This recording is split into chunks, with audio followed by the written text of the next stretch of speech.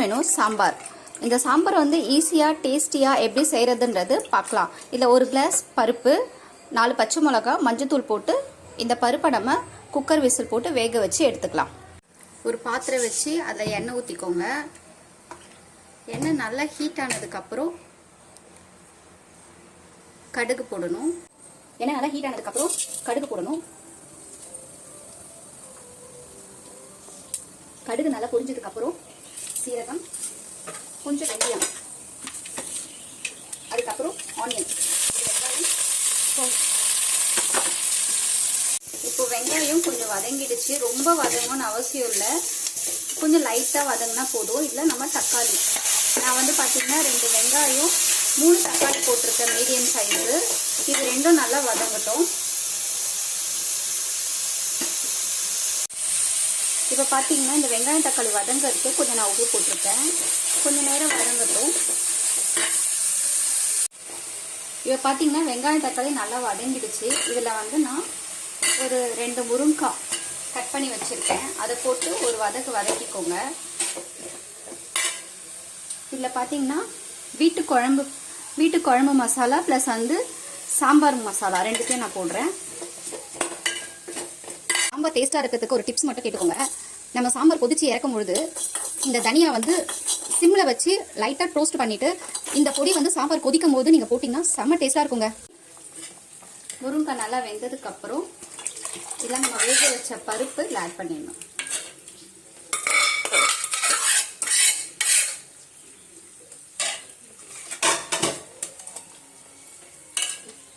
இப்போ பருப்பை நம்ம ஆட் பண்ணதுக்கப்புறம் இப்போ சாம்பார் கொதிக்கணும். நம்ம தனியா வறுத்து பொடி பண்ணோம் பார்த்தீங்களா, அந்த மசாலா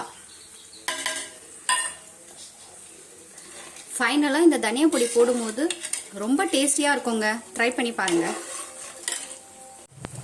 அவ்வளோதாங்க, ஃபைனல் முடிஞ்சிடுச்சு. கடைசியாக இறக்கும் போது பெருங்காயம் பொடி போட்டு இறக்கிட்டா முடிஞ்சு போச்சுங்க சாம்பார். இப்போ இந்த சாம்பாருக்கு சைட் டிஷ் பார்த்தீங்கன்னா ஒரு சூப்பரான வாழைக்காய் வறுவல். நெக்ஸ்ட் நம்ம அதை பார்க்கலாம். ஒரு டேஸ்டியான வாழைக்காய் வறுவல் எப்படி செய்யலான்னு பார்க்கலாம். ஃபர்ஸ்ட்டு தவா ஹீட் பண்ணிக்கோங்க. அதில் கொஞ்சம் எண்ணெய் ஊற்றிக்கோங்க. எண்ணெய் நல்லா காயணும். எண்ணெய் நல்லா ஹீட் ஆகணும்.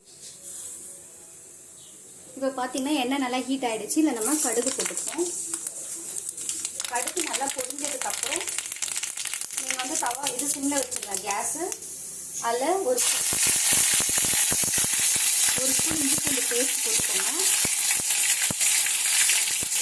இஞ்சி பூண்டு பேஸ்ட் கொஞ்சம் நல்லா எண்ணெயில் ஃப்ரை ஆனதுக்கப்புறம் இதில் பார்த்து நம்ம குழம்பு மிளகாத்தூள், வெறும் மிளகாத்தூள், கொஞ்சம் மஞ்சத்தூள், இது வந்து எண்ணெயிலே போட்டுட்டு கொஞ்சம் ஃப்ரை பண்ணணும். மசாலா ஆட் பண்ணதுக்கப்புறம் கொஞ்சம் உப்பு போட்டுக்கோங்க. உப்பு போட்டு ஒரு கிண்டு கலரிட்டு நம்ம கட் பண்ணி வச்சுருக்க வாழைக்காவை இதில் போட்டுருங்க.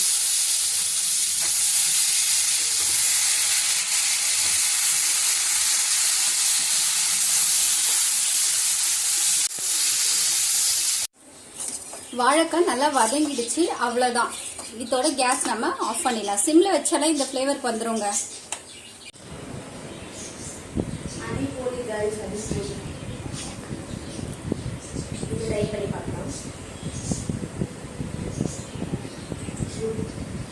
நம்ம வச்ச சாம்பார் எப்படி இருக்குன்னு சாப்பிட்டு பார்த்துலாம் வாங்க. எனக்கு சாம்பாரில் நெய் போட்டு சாப்பிட்றது ரொம்ப பிடிக்கும். அதனால் எப்போ சாம்பார் வச்சாலும் நெய் போட்டாமல் சாப்பிடவே மாட்டேங்க. வெறுமவே சூப்பராக இருக்குங்க. லாஸ்ட் நம்ம தனியாக பொடி போடுறோம்ல, அதுதான் அங்கே ஹைலைட். வாழைக்காய் அதுவும் அல்டிமேட். வீடியோ பார்த்த உடனே லைக் பண்ணுங்கள், ஷேர் பண்ணுங்கள், மறக்காமல் சப்ஸ்கிரைப் பண்ண மறந்துடாது.